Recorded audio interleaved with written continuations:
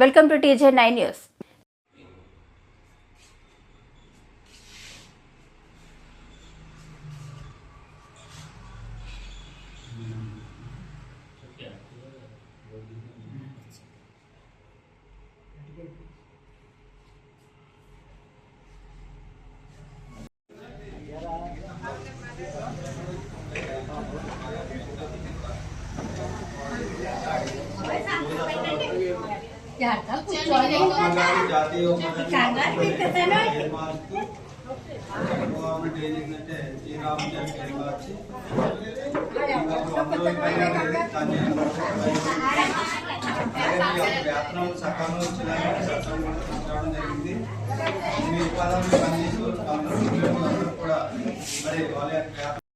దాని కారణం ఏంటంటే అది ఎవరు కూడా అక్కడ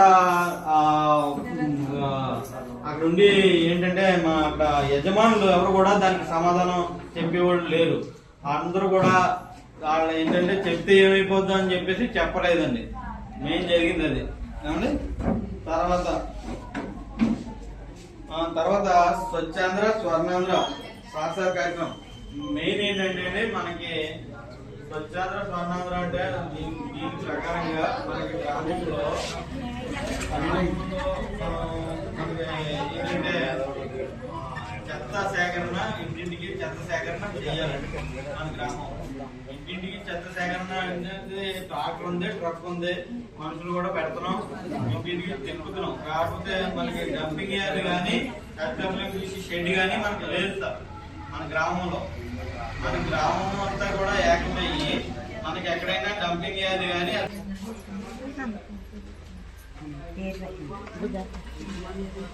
ఎంకలు ఇలాగైతే ఉంది.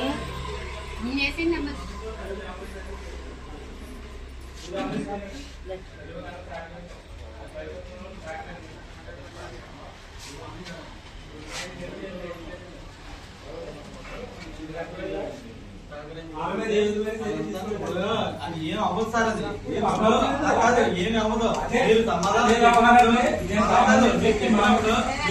మళ్ళీ PPM విడగొట్టి మళ్ళీ చేస్తాం అంటే అక్కడ సమాధానం చెప్పకపోతే అప్పుడు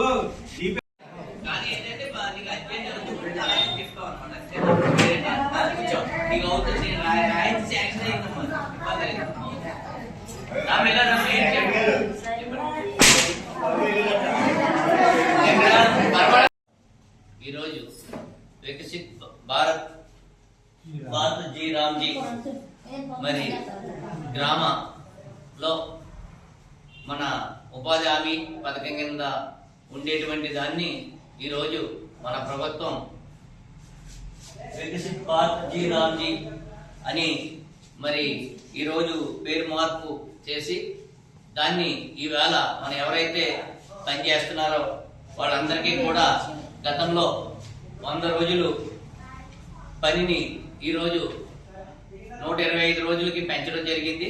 అలాగే మరి సంవత్సరానికి ఒక 60 రోజులు ఎవరైతే రైతులు ఉన్నారో రైతులకి వాళ్ళు వచ్చి ఇక్కడ మన చూసిన మేరకు మాకు అప్పుడు చేలు కోతలు కానీ ఉడుపులు కానీ ఉన్నప్పుడు వాళ్ళకి 60 రోజులు మరి ఈ పని దినాల్ని ఆఫ్ చేసి అలాగే తర్వాత మళ్ళీ ఈ 125 రోజుల పని కూడా చెప్పాలనే ఉద్దేశంతో మన ప్రభుత్వం నిర్ణయించింది. అలాగే వేతనాల చెల్లింపులు కొంత ఆలస్యం అవుతుందని చెప్పేసి మన ప్రభుత్వం దృష్టికి తీసుకెళ్లడంతో దీన్ని మన రాష్ట్ర ప్రభుత్వం అలాగే కేంద్ర ప్రభుత్వం కూడా ఈవేళ ఈ ఏదైతే కొత్తగా ఈ నామకరణం చేశారో దీని ద్వారా మరి ప్రతి ఒక్కరికి కూడా పని చేసేసి ఎవరైతే ఉన్నారో వారికి వడ్డీ అంటే సింపుల్ గా చెప్పాలంటే వడ్డీ ఇంట్రెస్ట్ తో కలిపి ఈ పని డబ్బులు వేస్తారని చెప్పేసి మరి మన రాష్ట్ర ప్రభుత్వం కేంద్ర ప్రభుత్వం కూడా తెలియజేయడం జరిగింది.